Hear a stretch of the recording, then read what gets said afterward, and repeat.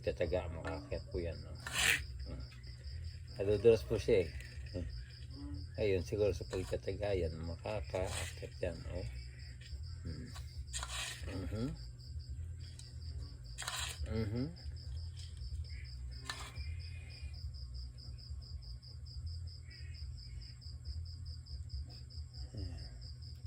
Napagod na.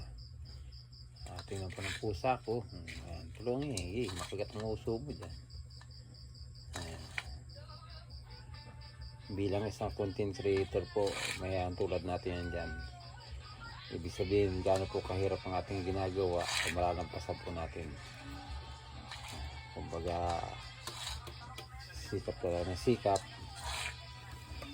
Tingnan natin kung paano po tayo makakakyat o makakarating sa ating patutunguhan bilang isang content creator. Napakahirap po magpadami ng views, magpadami ng followers.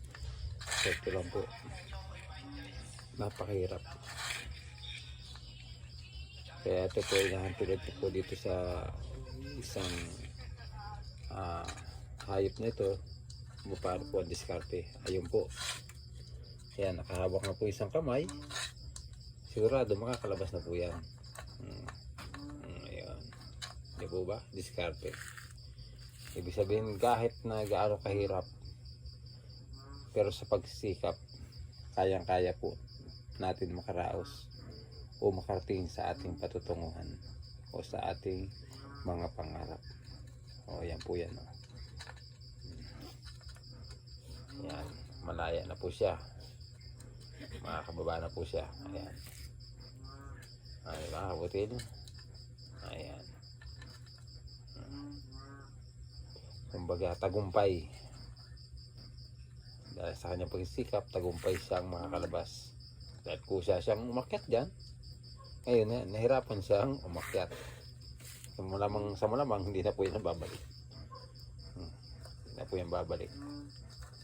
Iyon, nakaraos na po mga kabutil. Iyon. Ayan po. Nakakyat na po ang umang. Yan po ipinapain din po sa akin sa pangingisda. Yan po, nahuhuli yata niya mga istampato. Wala po nakikita po nanguhuli, yan po ang kinukuha. Ngayon malayo, medyo malayo po mas dagat, malapit po mas sa ilog. Pumunta po yan dito. Karaniwan po pumupunta yan dito pag malapit na ang tagulan.